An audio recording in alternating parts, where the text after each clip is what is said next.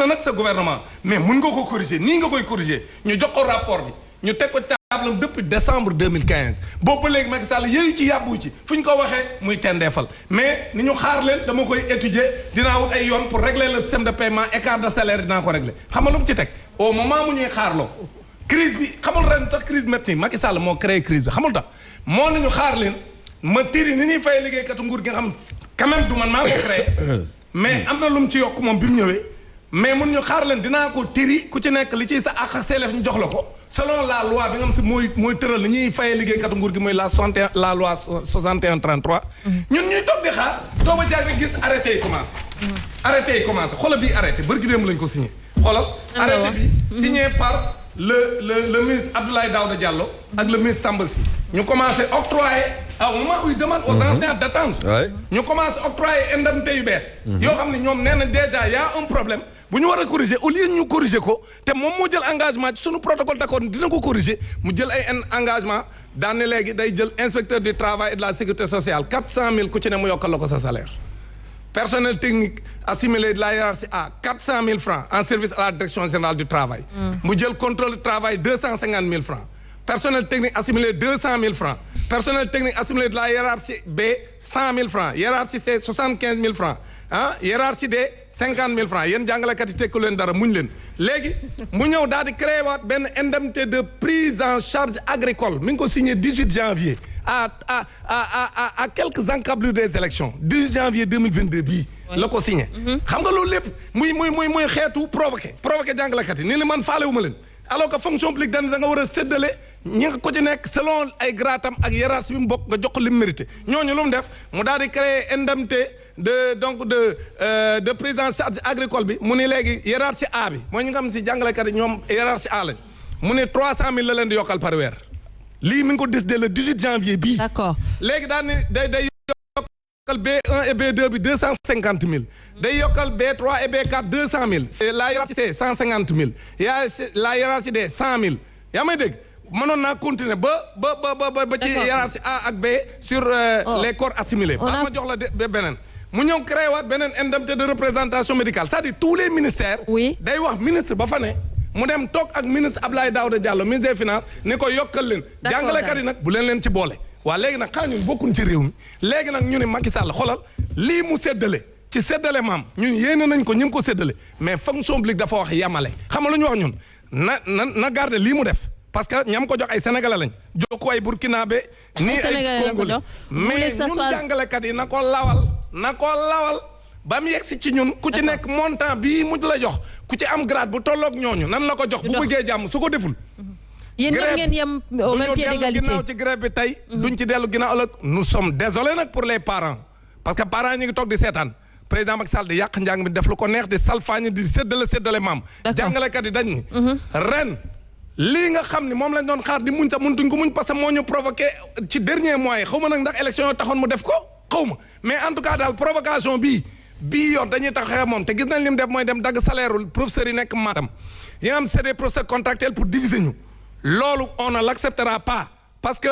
li ñu gëm mooy ni mu ko daggee baaxul parce que nombre de jours de grève ak li mu dagg bokkul am na jàngalekat yu ñu dagg 100 000 francs am na alors que grève ñu lu toll noonu loi bi ñun bañ ñu dagg suñu salaire mais bu ñuy dagg suñu salaire nañ ko dagg selon la loi li loi bi wax mais dem dagg salaire yi nu mu la neexee kenn du ko fi nangoo kon nag li ñuy wax sénégalais yi mooy suñu sañoon duñu grève mais c'est le président Macky Sall qui n'a pas respecté les accords au moment où nous parlons ñu tuddee ñi nga xam ni ñoom lañ jël ci CRFP yi ñi génn ren ñu ngi doon xaar 3 mois de salaire ñu jox leen benn weer ak genn wàll loolu c'est une injustice beneen bi mooy lenteur administrative yi jàngalekat yi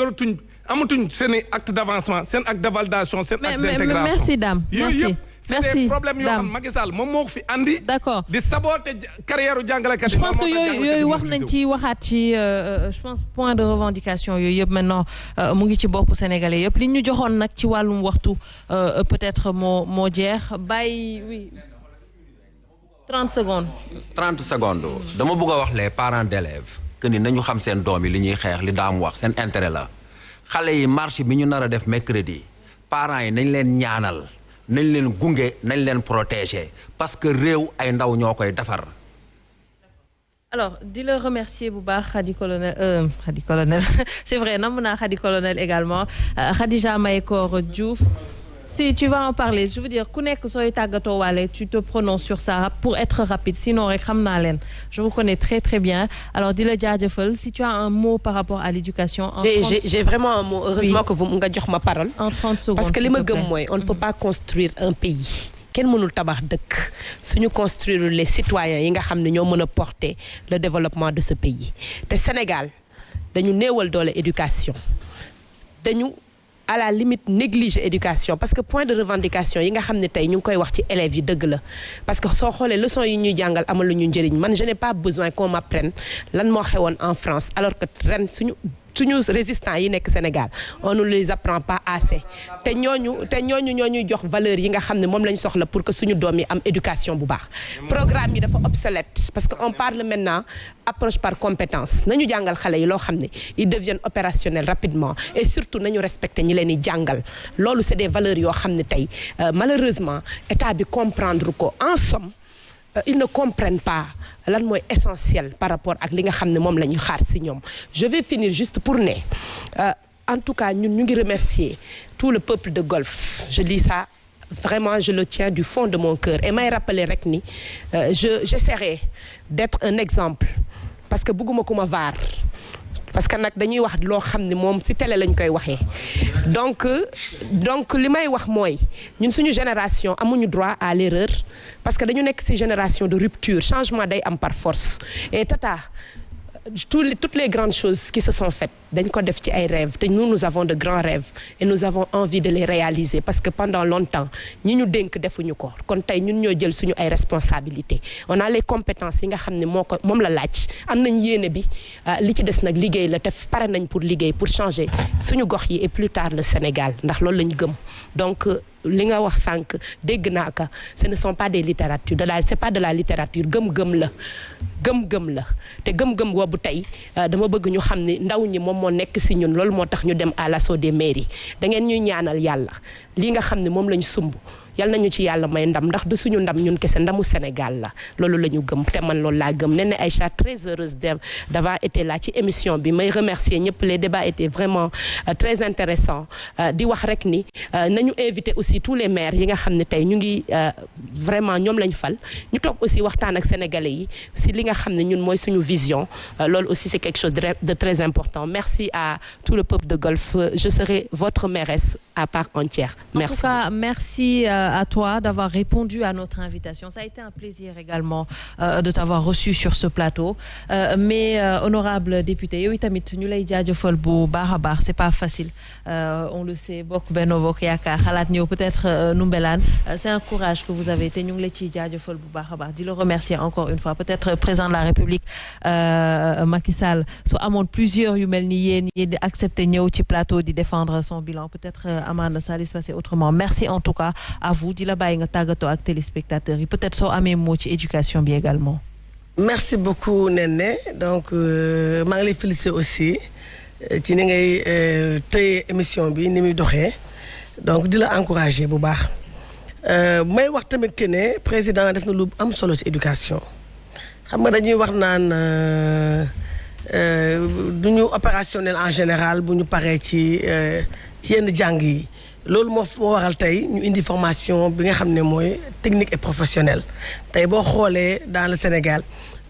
gox bu nekk département bu ci nekk dafa école de formation boo xam ne dafay tax dañuy rompre maintenant ak li fi amoon nga xam ne da ngay jàng ba pare donc doo mën a opérationnel doo mën a am emploi donc muy teg tamit li nga xam ne mooy école entreprise dañ lay former nga pare dugg ci entreprise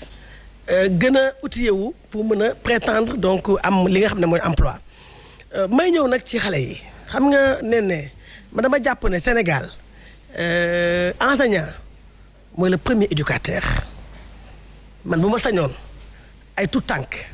du ñu génn di grève ñun de ba ñuy jàng musuñu grève di dem ci biti dafa ay marche ay élèves donc kon dañu gën a ñaax enseignants yi tamit ñu xam ne am nañ un rôle d'éducateur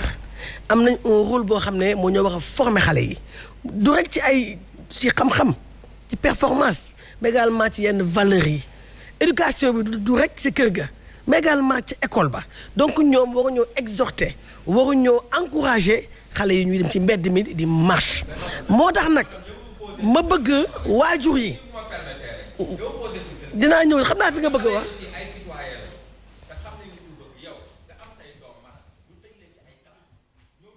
lii ñu leen di jàngal baaxatut lii ñu leen di jàngal neexuñu leen mu poussé leen ba mënatuñoo respecté mu poussé leen ba dootuñu jàng déggatuñ tubaab nga ne nañ toog bu ñu grève kan moo leen koy gréval yow wala Macky Sall wala man.